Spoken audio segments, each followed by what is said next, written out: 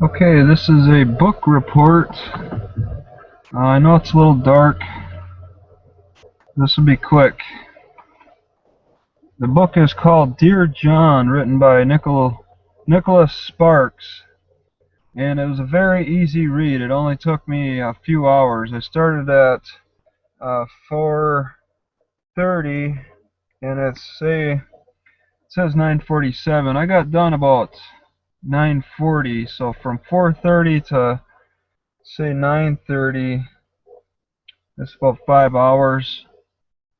It was just a really quick read. I mean, I skimmed through the romance scenes. They were kind of boring. I was waiting for them to get to the sex parts, and there really wasn't. And in fact, he was kind of adamant about not discussing too much sex. There was only one moment where they really got like real intimate. There's just kind of a lot of foreplay or something. There's a lot of just like going out and riding horses and whatnot. It's an interesting book that flows a lot better than the last book that had to describe everything. This one had a good flow to it, so uh, it kept me interested the time.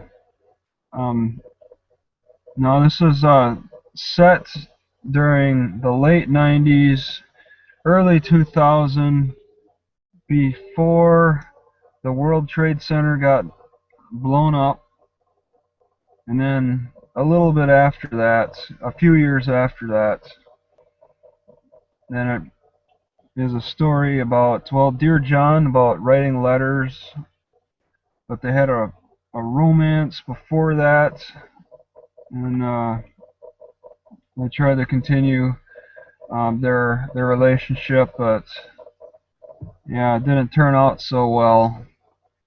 Nicholas Sparks, the author, is known for um, the Notebook that was a movie in the late 90s that became very popular. And he's written quite a few books. He's written about 10 books or so.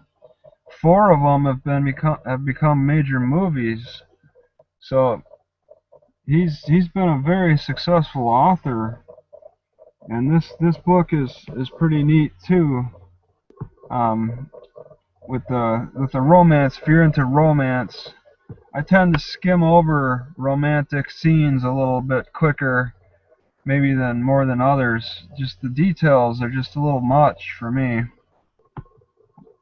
As far as I gather, they eat a lot, they hang out a lot for a short period of time. But he dedicated quite a few pages to them spending a lot of time with each other and doing things, eating and drinking and going on horseback. But I like the soldier parts. I slowed down a little bit to take in his experiences in the military. That was nice. It's a sad book, and it's like it's based on our conception of traditional marriage, but that's being changed thanks to the gay marriage initiatives. 'Cause, I mean, we put so much pressure on ourselves to get married, and it can cause a lot of pain when you have to decide on one sex mate, um, especially when there's a lot of other interests that you have to look after, you have to, like, your career that can get in the way or something. I mean, if you look at like Indians and how they lived, they didn't have a marriage. They didn't even know where babies came from. They came out accidentally.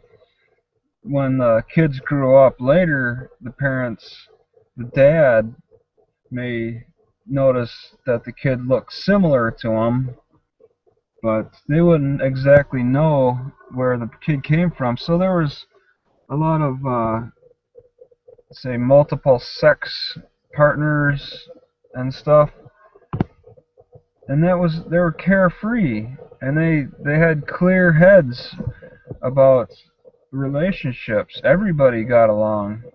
But in this one, you have, in this story, you have a girl who can be torn between two guys she loves, and the two guys think that she can only choose one, and it's not always the case for all cultures, and it's really heart-wrenching to read these stories about people who create these barriers for themselves.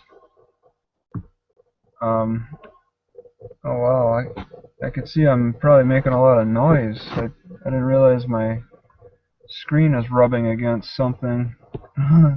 We'll see how this turns out. Hopefully it's just not a big scratchy video. But that's it. It's a good book. It's a quick read. But yeah, it's kind of heart-wrenching.